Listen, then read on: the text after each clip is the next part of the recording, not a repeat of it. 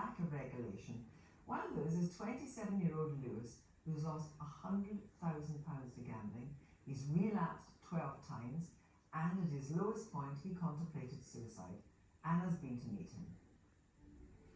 Hello, my name is Lewis, and I've created this account to talk about problem gambling. For more than a decade, Lewis has been trapped in a cycle of relapse and recovery.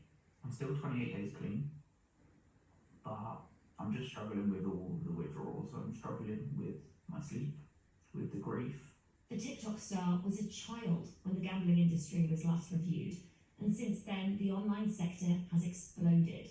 Psychologists say Lewis's story illustrates how years of lax regulation has impacted lives. It started at 16 when Lewis saw an online advert and used his dad's account to place some free bets on football matches. With his final 50p, he took a punt on 128,000 to 1 odds and won. The moment I won the 64 grand, I just, complete shock. Like, it didn't really hit me. I won that amount of money, felt really good, but then actually had to sit on that for about a year and a half until I turned the legal age to gamble at 18, and sit on that feeling of all of those good connotations with gambling. So it was probably the worst thing that happened for me, because that high fueled me. For years, Lewis secretly relied on his winnings to bet on sport like tennis and football. By 22, all the cash was gone. Sometimes his body would give away his inner pain, like these rashes on his skin. All in all, I've probably lost over 100 grand to my addiction over the last 11 years, and I funded it by selling off-price goods. I've taken out payday loans, I've taken out overdrafts, and I've borrowed money from friends and family. Research suggests 0.5% of adults in England have a gambling problem, and young men are more likely to gamble than any other age group. Clinicians say football is a major pull, paving the way to more addictive products like online casinos. To resist further relapses, last year Lewis started posting videos on TikTok. As someone who's currently struggling with gambling and who has struggled with it for the last 10 or so years, the biggest thing for me is how alone it can make you feel. The account's an ongoing personal battle, a mix of perseverance and pain. The wages I've got in this job, I've already lost them. And it's not even like 5 days into getting the amount I needed.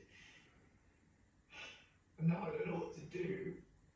It's hard because I kind of grieve that person. I kind of grieve for him, even though it is me. I grieve that person that was wasting their life without knowing it, really. Lewis had planned a fresh start for this year, but within weeks he'd relapsed again, and at his lowest point, contemplated ending his life.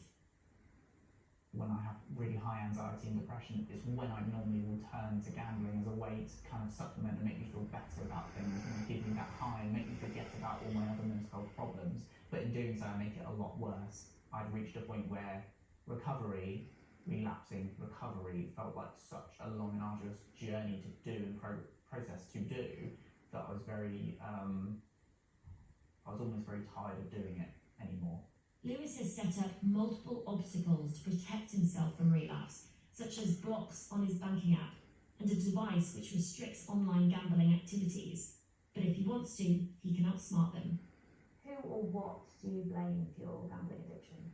I blame myself for this gambling addiction. However ill and sick I've been from this addiction, I'm the one that's pressed the betting button. I've deposited that money. It's on me to do it. There's not been enough of investment in the mental health services to help people with gambling addiction, which could have included me at points when maybe I would have felt like I wanted to reach out but not felt like there was enough resources to help me with it.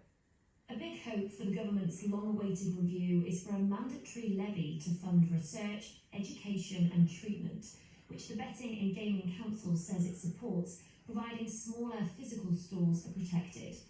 Currently, Lewis receives some counselling over the phone, but sessions are limited and temptation is everywhere. His favourite sports, his phone, his high street. We've got 4 bookies in about 300 feet radius. We've got bookies behind me here, got one over here, and got 2 right in front of me. You've been clean for 50 days now. How do you feel about the future? I'm very conscious of not being Lewis the gambler. I know it has plagued me for 11 years, but I am trying to stay optimistic. As much as it might plague me for the rest of my life, you know, that gambling addiction sometimes doesn't go away, but I hope to move beyond it. Lewis,